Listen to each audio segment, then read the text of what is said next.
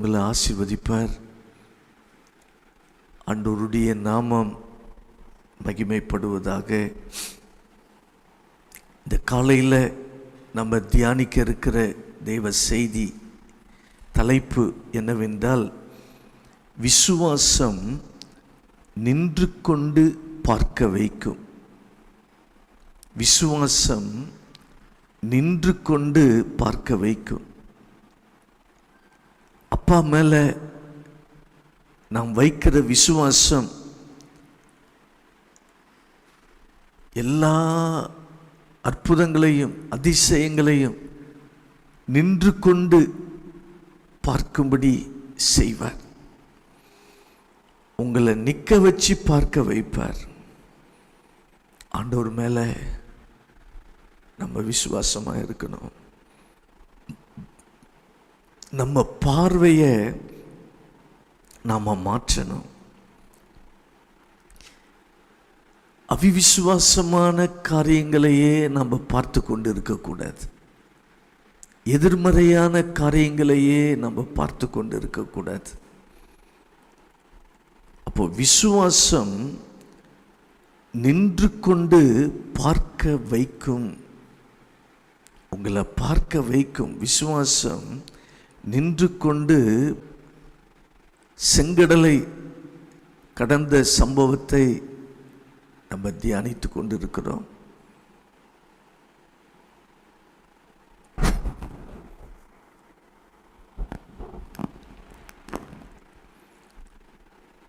ஆண்டவர் விசுவாசத்தினால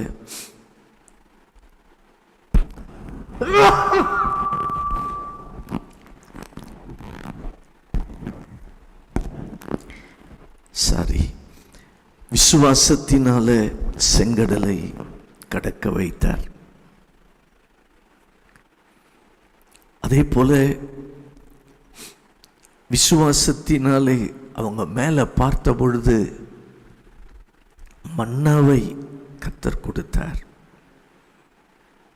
இப்போ தண்ணீர் தேவை. அந்த வனாந்தர பிரயாணத்தில் இஸ்ரவேல் ஜனங்களுக்கு 30 லட்சம் பேருக்கு தண்ணீர் தேவை. 30 லட்சம் பேருக்கு தண்ணீர் தேவை. தாகம் எடுக்கிறது. வனாந்தரத்தில் எங்க தண்ணீர் கிடைக்கும்? இதை யோசித்து கூட பார்க்க முடியவில்லை. இதை சிந்திக்கக்கூட முடியாத சூழ்நிலை. தண்ணி எப்படி கிடைக்கும்? வனாந்தரத்தில் எப்படி தண்ணீர் கிடைக்கும்? இவர்கள் யோசிப்பதற்கு முன்பாக கர்த்தர் யோசித்து விட்டார். இவங்க யோசிக்கிறதுக்கு முன்னாடியே கர்த்தர் என்ன செஞ்சிட்டாரு? அவர் யோசித்து விட்டார். அவருக்கு அது தெரியும். உங்கள் வாழ்க்கையிலும் உங்களுக்கு என்ன தேவை, உங்கள் குடும்பத்துக்கு என்ன தேவை, உங்கள் பிள்ளைகளுக்கு என்ன தேவை, நீங்கள் என்ன தேவையோடு இருக்கிறீங்க. நீங்கள் நினைக்கலாம் இதெல்லாம் எப்படி நடக்கும், எப்போ நடக்கும் நினச்சிட்டு இருக்கலாம். ஆனால் ஆண்டவர் நீங்கள் சிந்திக்கிறதற்கு முன்பதாகவே உங்களுக்கு செய்ய வேண்டிய எல்லாவற்றையும் அவர் யோசித்து விட்டார்.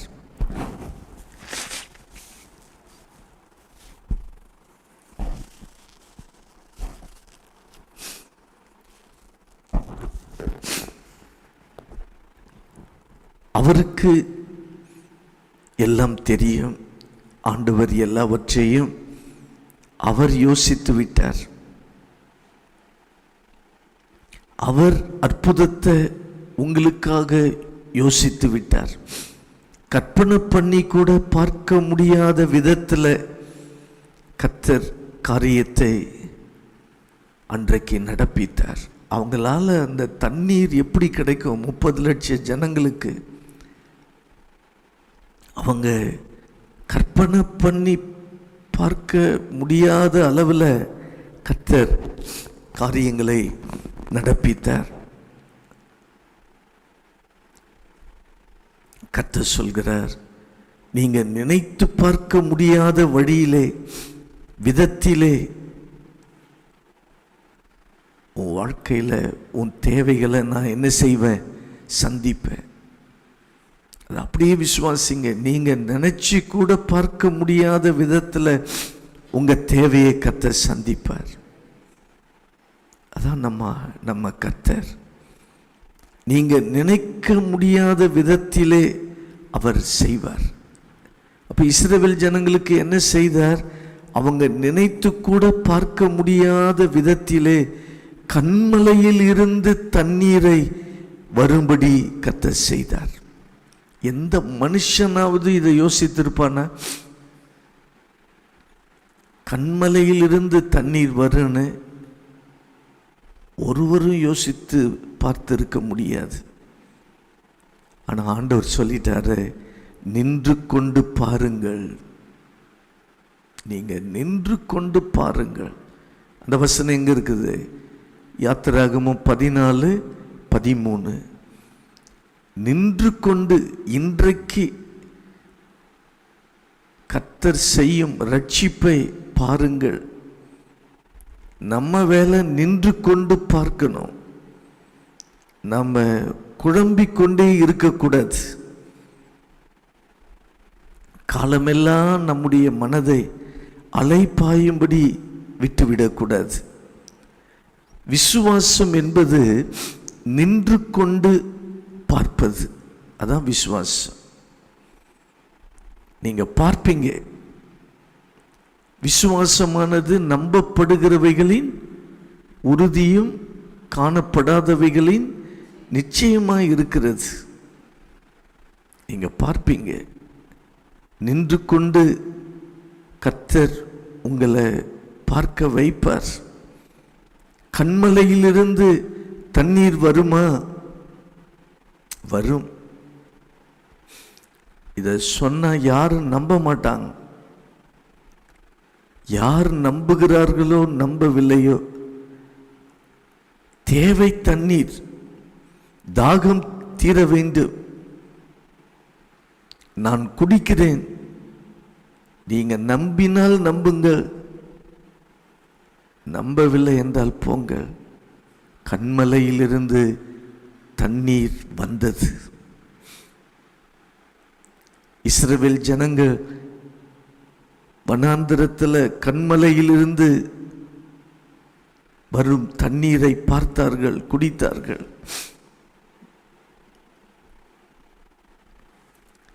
இவங்க பார்க்கிறதுக்கு முன்னாடியே கர்த்தர் பார்த்துட்டார். உங்களுக்கு எந்த ஆசீர்வாதம் வரணுமோ அதை ஆண்டவர் ஏற்கனவே முதலாவது அவர் பார்த்து விட்டார். அப்புறம் உங்களை பார்க்க வைத்து ஆசீர்வதிப்பார். இஸ்ரவேல் ஜனங்கள் எகிப்திலிருந்து புறப்படுவதற்கு முன்பதாகவே கர்த்தர் பார்த்து விட்டார். என்ன பார்த்துட்டாரு? கன்மலையிலிருந்து தண்ணீர் இவர்களுக்கு வரும். வேத வல்லுநர்கள் என்ன சொல்றாங்கன்னா,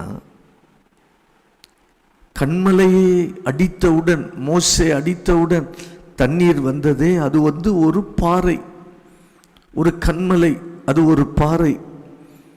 அந்த பாறை இவங்க பிரயாணம்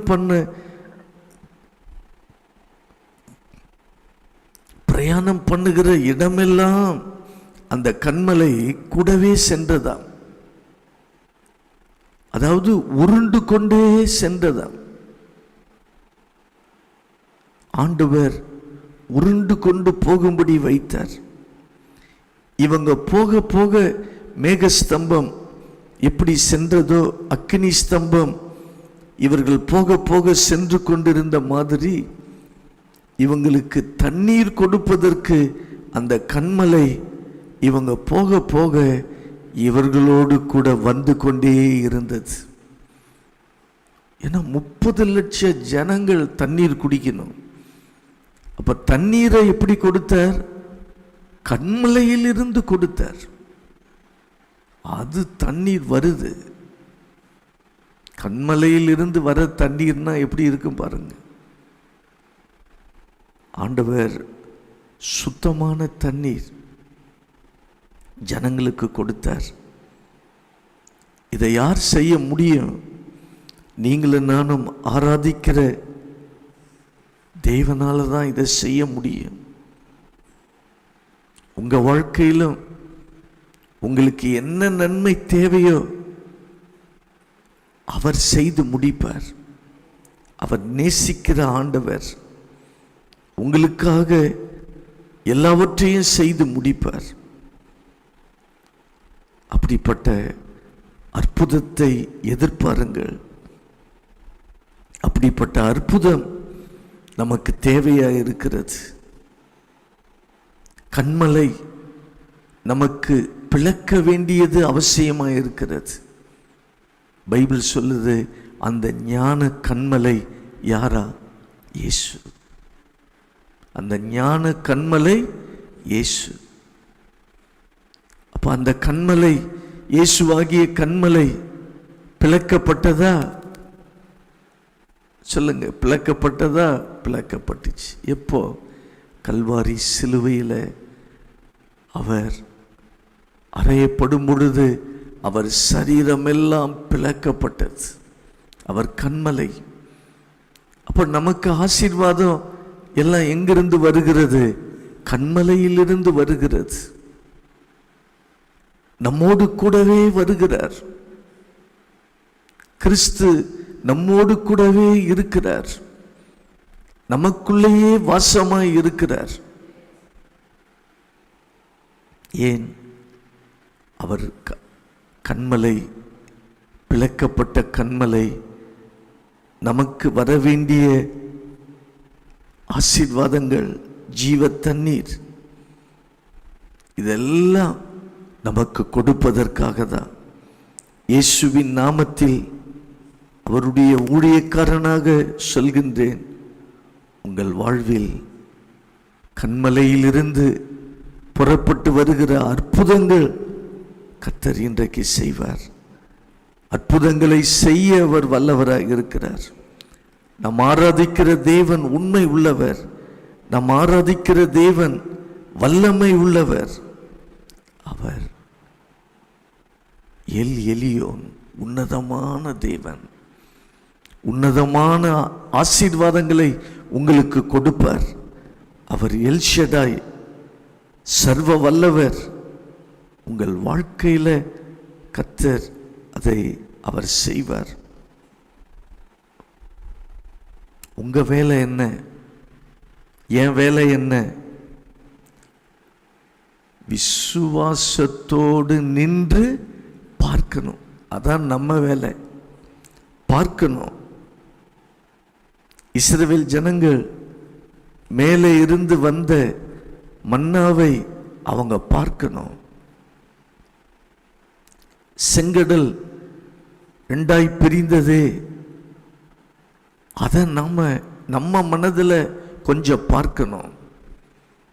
இஸ்ரவேல் ஜனங்களுக்கு செங்கடலையே ரெண்டா பிரித்து வழியை திறந்து கொடுத்தாரு, அதை பார்க்கணும்.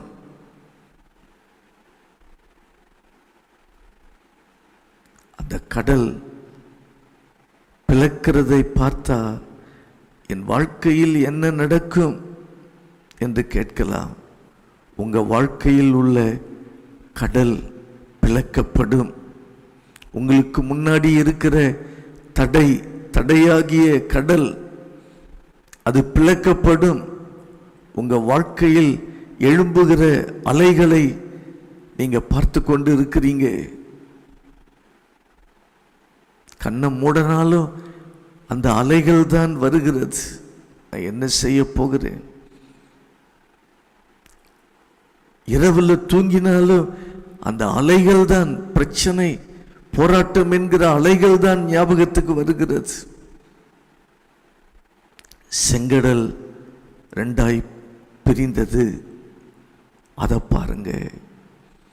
அதன் வழியாய் லட்சக்கணக்கான ஜனங்கள் நடந்து போனார்களே, அதை பாருங்க. அதெல்லாம் பார்க்க முடியுமா? முடியாத? முடியும். மற்றதெல்லாம் நம்மால பார்க்க முடியுது இல்லைங்களா? இன்னும் இது நடக்கலையே, பார்க்க முடியுது. சின்ன வியாதி வந்துச்சுன்னா பார்க்க முடியுது. ஐயோ இந்த வியாதி இது என்னவா மாறப்போகிறதோ தெரியலையே, அப்படி பார்க்கிறோம். ஒரு காரியம் நடக்கவில்லை என்றால் இந்த காரியம் நடக்கலையே, அப்படி நம்ம பார்க்கிறோம்.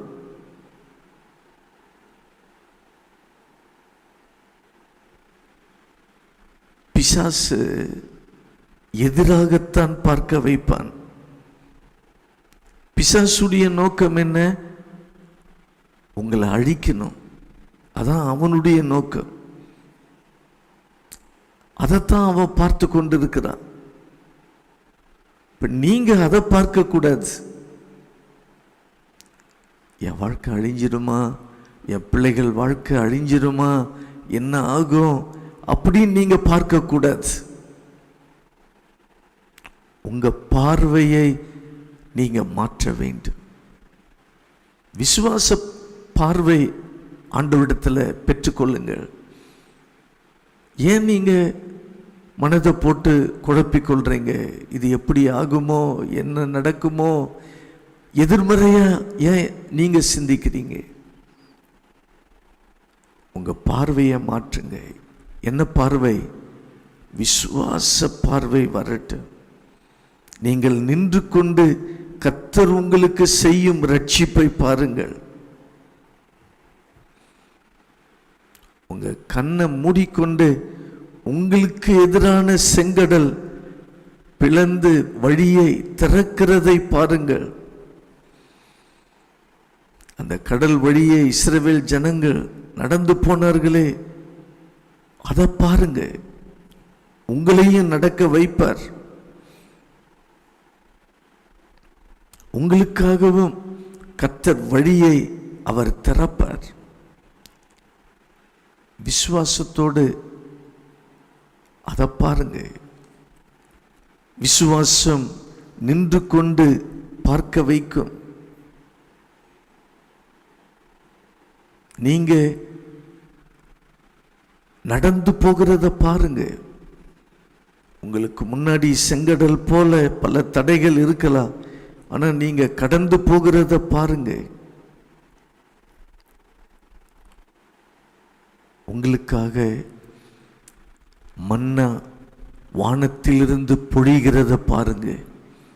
நமக்கு மன்னா எது? நமக்கு மன்னா எது? பைபிள் வார்த்தை. மன்னா பனியை போன்றுதான் பெய்ததாம். அப்போ வார்த்தையும் எப்படித்தான் வருகிறது? பனியை போலதான் பெய்கிறது.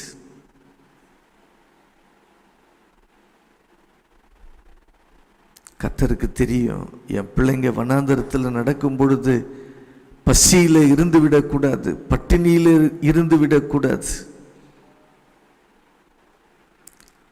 இதுவரை அவர்கள் சாப்பிடாத ஒரு உணவை கர்த்தர் கொடுத்தார்.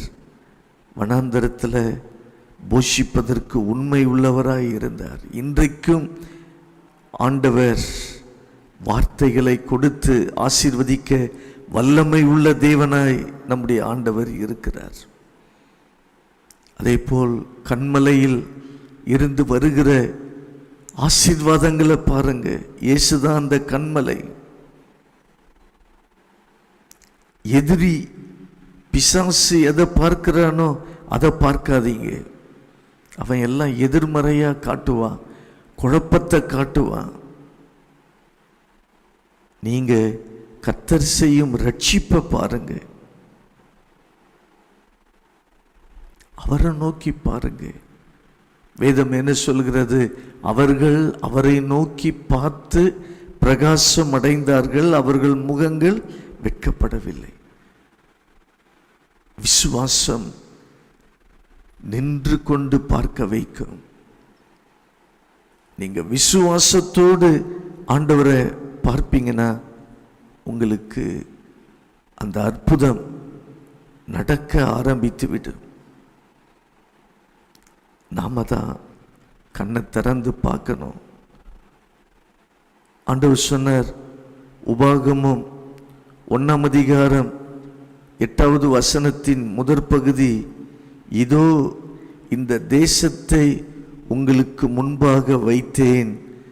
இஸ்ரவேல் ஜனங்களுக்கு ஆண்டவர் சொல்றாரு, 40 வருஷம் பிரயாணப்பட்டு வந்தவங்களை பார்த்து சொல்றாரு, இதோ இந்த கானான் தேசத்தை, பாலும் தேனும் ஓடுகிற தேசத்தை உங்களுக்கு முன்பாக வைத்தேன், கண்ணை திறந்து பார் அப்படின்றார்.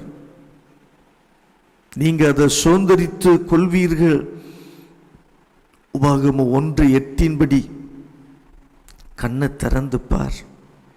வனாந்தரத்தையே பார்த்துட்டு இருக்காத, உனக்கு முன்பாக நான் வைத்திருக்கிற அந்த ஆசீர்வாதத்தை பார், நன்மைகளை பார்.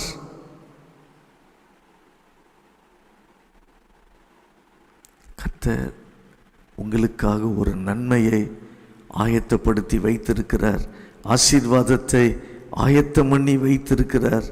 நீங்க பார்க்க வேண்டியது அதுதான். அதனாலதான் விசுவாசம் நின்று கொண்டு பார்க்க வைக்கும்.